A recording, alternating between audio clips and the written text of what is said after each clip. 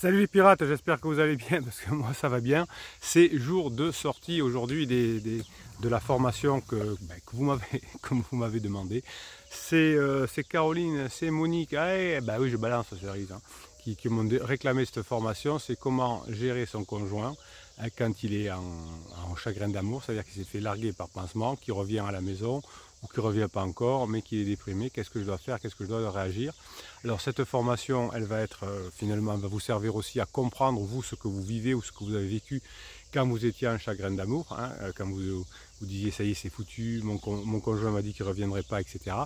Et ça va vous apprendre neurobiologiquement ce qui se passe, et ça va vous apprendre à faire ce qu'il faut évidemment pour récupérer votre conjoint quand il aura fini sa relation avec pansement. C'est des moments extrêmement difficiles, évidemment, vous l'avez compris. Votre conjoint y a cru, il a pensé qu'il avait rencontré l'âme sœur, la flamme jumelle, il regardait la lune et pas les étoiles, hein. Et finalement il va essayer de faire plein de choses, il va essayer comme vous au début de supplier, de se mettre à genoux, de râler, de critiquer, etc. Mais ça va prendre du temps et vous allez apprendre dans la formation comment vous gérer ce temps-là pour faire en sorte de préparer la phase 4 et de ne pas l'hypothéquer, hein, vous avez compris que ce que vous faites aujourd'hui aura un effet demain, et pas forcément tout de suite. Quand vous avez soif, vous buvez un verre d'eau, c'est de la survie, donc c'est tout de suite. Quand vous voulez récupérer votre conjoint, quand vous voulez monter une entreprise, quand vous voulez faire quelque chose qui dure, ce que vous faites aujourd'hui aura des conséquences demain. Pendant cette période, votre conjoint est irascible, évidemment, hein. Il souffre, elle souffre, hein. Le conjoint c'est il, mais c'est un homme ou une femme, et vous le fait payer si vous ne faites pas ce qu'il faut, puisque sa colère, sa tristesse est fléchée vers vous, un peu comme un ado qui peut s'en prendre à ses parents parce qu'il a son premier chagrin d'amour, surtout si papa ou maman à ce moment-là a fait des erreurs, a mis la propulsion, avait dit de toute façon, tu vois, je te l'avais dit, ou avait mis pendant que les deux étaient en couple, avait mis la propulsion, était allé voir le petit copain, la petite copine, et donc quand la relation est finie, que votre conjoint est mis fin ou que le pansement est mis fin, vous êtes considéré comme responsable. Donc avant de traiter le chagrin d'amour de votre conjoint, mettez-vous bien dans la tête que si vous occupez de la relation pansement, eh bien vous allez détruire votre couple. Alors je vous rappelle cette donnée très importante. Il n'y a pas de couple à trois, vous, criseux et pansement. Il y a trois relations différentes. Il y a vous et pansement, criseux et pansement, et vous et criseux. Donc vous et pansement, vous n'en occupez pas. Si vous allez par exemple mettre fin à la relation entre pansement et criseux, ça va vous être reproché, et comme la relation n'est pas terminée, ils vont revenir ensemble et vont dire tu vois, on a essayé de nous séparer, mais nous on est des flammes jumelles. Donc vous n'en occupez pas. Vous n'occupez pas de la relation avec pansement et criseux. Le temps fait très bien son affaire. Quand la relation est boiteuse dès le départ, qu'on n'a pas les trois critères pour que la relation fonctionne, c'est-à-dire qu'au moment de la rencontre, les deux sont célibataires, qu'au moment de la rencontre, les deux ont fait le deuil de leur relation précédente, c'est-à-dire que par exemple pour vous, votre conjoint a divorcé, ça fait 2 ans, 1 an et demi, 9 mois, ça dépend des personnes, tout est réglé, les enfants ça va, la maison vendue, papa, là on se dit, je me retrouverai bien quelqu'un d'autre, et je mets des personnes, troisième condition nécessaire, des hommes ou des femmes en compétition, je bois des cafés, je bois des coups, je vais au restaurant, et il y en a un ou une qui ressort du lot, yes, et là je commence tranquillement à mettre des bases, à sortir ensemble, à partir en week-end, et puis au bout de quelques mois peut-être de se mettre ensemble. Donc c'est comme ça que fonctionnent les relations stables. Donc vous voyez qu'avec pansement, il n'y a aucun critère là-dedans. La seule chose qui pourrait faire que pansement et criseux marche, c'est que vous mettiez trop de propulsion, que vous ne sachiez pas quoi faire.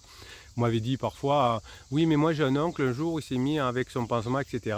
Et quand je vous pose les bonnes questions, on s'aperçoit que l'attente, du coup, je ne sais pas comment on peut dire, a créé tellement de propulsion qu'il n'y avait pas d'autre solution pour l'oncle que de se mettre avec pansement, parce que sinon on perdait tout, on perdait la face, on avait des grosses douleurs, etc. Et donc c'était la façon la moins douloureuse de se mettre avec pansement. Si vous faites ce qu'il faut, la relation entre criseux et pansement est mornée. Donc votre conjoint est au fond du trou quand il aura cru que son amour qui était inéluctable, finalement, resterait tout le temps. Et finalement, non, hein, la réalité des choses, le temps fait son affaire, le temps est primordial pour la relation pansement et criseux, c'est quelque chose qui tue la relation, et évidemment, vous allez récupérer votre conjoint si vous avez fait ce qu'il faut. La troisième composante de la relation, là, c'est vous et votre criseux, et vous améliorerez la relation entre vous et votre criseux si vous changez, si vous améliorez les choses. Et plus les trois relations sont en vase communicant, mieux ça s'améliore avec criseux, avec criseuse, plus ça se détériore entre pansement et criseux, parce que pansement commettra de la pression. Quoi, t'as encore vu ton conjoint, vous êtes partis en week-end ensemble, t'as passé une soirée là-bas, pia. Votre conjoint ment en pansement, quand vous commencez à réavoir vos rapports sexuels, et bien évidemment il les cache à pansement. Même au début il dit oh ça fait longtemps qu'on n'a pas couché avec mon conjoint, etc. Alors qu'il y a conjoint et criseux qui continuent assez souvent d'ailleurs à coucher ensemble pendant la crise, surtout si le criseux est un homme. Donc tout ça est mélangé, votre pansement ment enfin criseux ment à pansement, enfin vous voyez que c'est pour ça que ça explose. Donc finalement, la valse à 1000 temps de l'amour qui était au départ pendant la phase d'alarme avec plein d'adrénaline, la lune de miel, etc. c'est terminé en marche funèbre, comme la plupart des relations pansement criseux. Et là c'est la catastrophe, parce que non seulement on est en manque comme dans une drogue, je vous l'explique dans la formation. Tant que j'y pense, les formations elles sont en descriptif de cette vidéo. Vous avez un catalogue avec plus de 100 formations. Vous avez sous le catalogue des 100 formations, en descriptif de cette vidéo, le lien pour aller sur le groupe Facebook, le lien pour aller sur le groupe Telegram, où je vous mets un audio du matin pour vous mettre la patate, des messages toute la journée de pirates qui m'arrivent pour vous donner la grinta, et vous avez aussi le lien pour aller vers le bouquin du capitaine que vous pouvez acheter sur Amazon notamment. Voilà. Donc finalement votre conjoint a cru, a dit à tout le monde c'est merveilleux, je suis amoureux, c'est fini, c'est mort, je ne reviendrai pas, etc. Il se retrouve largué ou a été obligé de larguer pansement parce que ça devenait trop compliqué, et donc se retrouve gros gens comme devant, pardon. Non seulement il souffre de la rupture, qu'il en soit responsable ou pas, et il souffle aussi des risées, des colibés. Alors souvent le pansement on l'a trouvé au boulot ou dans le club de gym, etc. Et tout le monde se fait les gorges chaudes. Alors lui qui voulait, ou elle qui voulait quitter son mari, qui disait que c'était l'amour, il s'est fait planter, ou ça n'a pas marché, ou pansement a trouvé un autre criseux, une autre criseuse, etc. Donc ça fait très très mal, parce qu'on est dans un état très difficile. Encore plus difficile que vous l'avez vécu au début, parce que vous considériez comme une victime. Au début, quand vous êtes un bébé pirate, vous dites non mais c'est pas moi, après tout ce que j'ai fait c'est injuste, vous voyez, vous vous considérez comme une victime, mais lui ou elle se considère à la fois comme une victime, hein. Oui mais pansement, après tout ce que j'ai fait pour elle, etc. Mais aussi se passe pour un bourreau parce qu'il a fait souffrir ses enfants, il a menti à tout le monde, il perce l'estime de soi et la confiance en soi parce qu'il se voyait beau, comme on dit, ou elle se voyait belle, avec son petit chou de moins de 20 ans, ou de moins de 15 ans, pardon, sa voiture de sport, etc. Et tout a explosé. Donc la souffrance qu'a votre criseux au moment de la rupture avec pansement, qu'il en soit responsable ou pas, est encore plus difficile que ce que vous avez vécu vous. En plus vous avez eu la chance certainement de retrouver la team, la famille des pirates, avec les formations de ce qu'il faut faire, comment passer cette donnée, etc.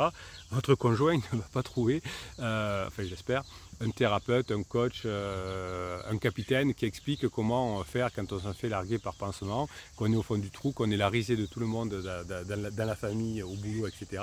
Comment on fait pour s'en sortir? Ben, peut-être, hein, peut-être que quelqu'un s'occupe de ces personnes-là. En tout cas, oui, cette formation déjà existe pour vous les pirates, pour savoir comment réagir. Vous l'avez dans le catalogue, hein, pour passer cet état qui est très difficile, hein, plus que d'ailleurs un décès, hein, puisque un décès qui va s'accompagner de rituels bien rodés, avec de l'affection et du soutien de la famille, hein. Tout le monde vous aide à passer ce soutien, tout le monde est gentil avec vous.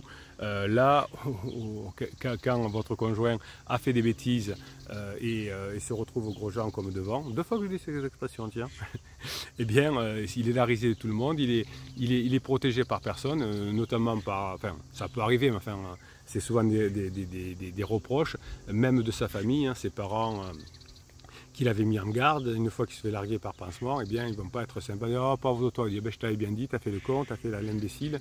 Eh bien tant pis pour toi mon fils, ma fille. Donc il n'y a personne qui soutient véritablement, hein, la personne quand c'est fini avec pansement. Eh bien vous verrez dans la formation que il y a peut-être des choses à faire de ce côté-là, hein. Alors vous avez compris dans les vidéos, je vous explique le pourquoi. Là vous voyez la souffrance, ce qui se passe. Et dans les formations, je vous explique exactement dans le cerveau ce qui va se passer, mais surtout comment on fait pour en profiter, pour récupérer son conjoint. Donc pendant le largage de pansement, que ce soit lui ou elle qui les fait, le chagrin d'amour va provoquer chez votre criseux des émotions secondaires auxquelles il est peu habitué, c'est-à-dire qu'il avait l'impression de maîtriser la situation jusqu'à maintenant. Je sais ce que je veux, mais non, je divorce, il n'y a pas de problème, je suis heureux, je veux ma liberté, etc. Et là, il s'aperçoit que tout a dégringolé, que la réalité n'est pas ce qu'il pensait, qu'il pensait qu'il allait divorcer, que tout allait bien se passer, que les enfants allaient être au top, ils allaient être contents d'être avec Pansement, que Pansement allait être au top, que la vie... Non, il n'y a rien qui se passe tout ça. Pansement n'est pas au top, Pansement se montre comme il est, sans masque au bout d'un moment et ça explose. Les enfants font de la misère, le divorce n'est pas prononcé à l'amiable, etc. Donc on est toujours mariés. Les parents ne comprennent pas forcément la situation, ils commencent à s'énerver au bout d'un moment, même si au départ on a protégé, et donc finalement la personne en crise reçoit des émotions secondaires. C'est terrible, cette descente aux enfers est terrifiante parce que autant vous dites au départ je suis mal parce que mon conjoint veut se séparer, etc. Mais je n'y suis pour rien, c'est pas moi le méchant, et là c'est la victime et le méchant, c'est pour ça que ça fait mal. Donc alors que d'habitude votre conjoint sait à peu près gérer ses peurs, sa tristesse, sa colère, et bien là, lorsque c'est fini les pansements, qu'il y ait mis fin, ou que ce soit Pansement qui ait mis fin, eh bien il se sent pareil, un ver de terre hein, finalement, et il va essayer de dealer avec des sentiments comme la rancune, l'amertume, le désespoir, la mortification, oui, parce que dans ces moments-là, vous avez votre conjoint, surtout si c'est un homme, qui pense à se suicider, hein. Alors ça ne dure pas forcément longtemps, je vous explique ce qu'il faut faire à ce moment-là dans la formation, mais ça arrive, donc il est comme un ver de terre, il est à terre justement, il a envie de rien, elle a envie de rien, il y a beaucoup de douleur et nous on est un peu désarmés hein, à ce moment-là, on ne sait pas comment faire, on est un peu dégoûté aussi parce qu'on s'était dit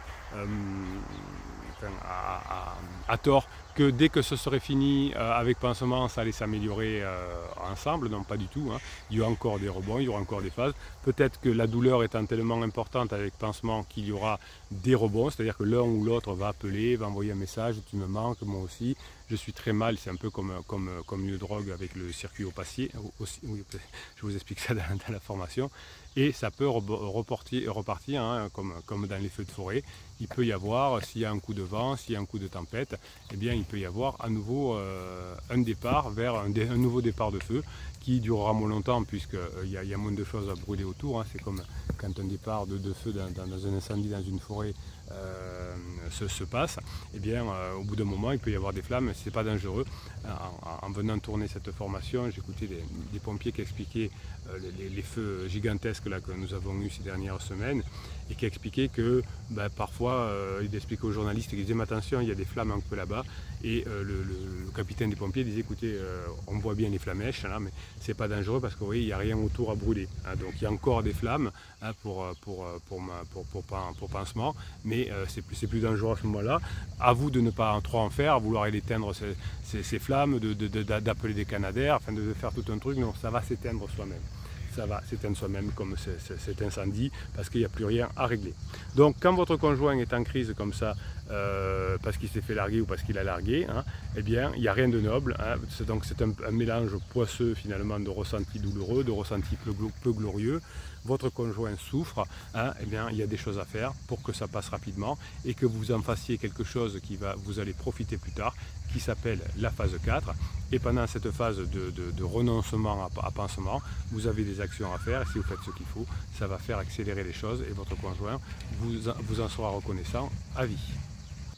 Votre conjoint va d'autant plus souffrir qu'il est narcissique, et si vous avez fait la formation criseux Pansement, vous voyez que pendant la crise, on est narcissique, et donc plus votre conjoint était narcissique, plus la séparation est violente, hein, puisque le narcissisme fonde son estime de soi sur celle que lui portent les autres. Donc j'étais très fier du petit chou là de 15 ans de moins qui semblait m'aimer. J'étais quelqu'un qui avait rajeuni, j'étais quelqu'un qui avait de l'énergie, j'étais quelqu'un qui est bankable. Et bien là, cette rupture hein, me fait souffrir encore plus. La souffrance sera marquée hein, si votre conjoint avait tout misé sur la relation, comme il avait beaucoup de mal en lui, il avait tout misé sur la relation. pansement qui est sexy, pansement qui est beau, pansement qui est jeune, pansement qui est beau, pansement qui est belle. J'avais tout misé là-dessus. J'allais divorcer, mes enfants étaient contents, j'allais changer de vie, j'allais rouler en voiture de sport, j'étais un petit kéké, j'allais me faire refaire la poitrine si je suis une femme, et tout tombe à l'eau, et c'est pour ça que la souffrance est marquée. Elle prend au dépourvu évidemment votre conjoint en crise. Vous le saviez, hein, vous êtes un pirate, vous l'avez vu venir, vous êtes formé, vous savez comment gérer cette phase, mais votre pirate, votre conjoint est totalement perdu dans cette situation. Il n'avait pas vu les choses, il croyait que c'était l'âme sœur, etc. Et finalement, il croit encore qu'il a des chances de reconstruire une nouvelle relation. Donc au début, il va faire beaucoup d'interdits, comme vous les avez fait aussi avec pansement, et petit à petit, le temps, encore une fois, va rattraper votre criseux, votre criseuse, et comme vous aurez fait ce qu'il faut et que vous aurez accéléré le temps dans votre sens, eh bien, vous ne pouvez pas éliminer le temps, mais vous pouvez un peu le compresser en faisant ce qu'il faut, ce que vous allez apprendre dans cette formation. Voilà, allez, on va faire un petit tour du côté des commentaires des pirates, pour vous donner un peu de grinta si je vous trouve des commentaires adéquats. Et ensuite, je vous laisse aller découvrir la formation. Vous l'avez en descriptif de cette vidéo dans le catalogue. Elle va vous plaire. Vous allez vous préparer à la rupture de pansement et de criseux. Vous allez vous régaler de vous préparer là. Et évidemment, quand le train rentre en gare, hein, c'est trop tard si vous êtes chez vous pour aller prendre le train. Donc il faut que quand le train arrive en gare, vous soyez prêt et vous sachiez faire ce qu'il faut quand ce sera fini entre pansement et criseux. Eh bien non, vous n'aurez pas de commentaires, parce que je viens de m'apercevoir que là où je suis, je n'ai pas de réseau et je ne peux pas lire vos commentaires sur le YouTube. Voilà, bon écoutez, c'est comme ça, je suis désolé, j'ai dû faire une fausse manie pour ne pas avoir de réseau, je ne sais pas, ou alors ça vient des cigales. En tout cas, passez la journée que vous méritez, on se retrouve dans la formation. Vous allez comprendre comment gérer d'abord votre chagrin d'amour, peut-être parce que vous allez comprendre tous vos chagrins d'amour, et comment gérer celui ensuite avec pansement, parce qu'au fur et à mesure de la formation, vous comprendrez pourquoi vous êtes si mal quand votre conjoint vous a laissé. Si vous êtes un bébé pirate et que vous vous sentez mal, eh bien la formation va vous aider également et vous vous préparerez pour la phase de retrouvailles. Bruno Marchal vous dit passez la journée que vous méritez. Désolé pour les commentaires. Vous avez des shorts tous les jours c'est-à-dire trois vidéos d'une minute, hein, une sur TikTok, une sur Instagram, une sur YouTube. Vous avez sur Facebook, vous avez un message que je vous mets sur le groupe Facebook justement dans la journée. Souvent je vous commente les commentaires de Facebook, et vous avez votre message sur Telegram le matin. Passez la journée que vous méritez. On se retrouve dans la formation et on se retrouve vendredi à 19 h pour parler de cette formation.